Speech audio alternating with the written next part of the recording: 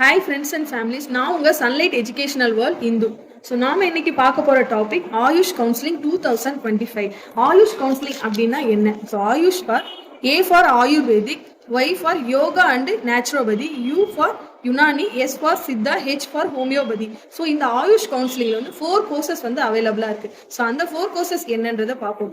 BAMS bachelor of Ayurvedic medical science, second BUMS Bachelor of Unani and Medical Science, and third BSMS Bachelor of Siddha and Medical Science, and final fourth BHMS Bachelor of Homeopathy and Medical Science. இந்த AYUSH counselling conduct பண்றது யார் அப்படின்னு பாத்தீங்கன்னா commissionerate of Indian medicine and homeopathy, Chennai.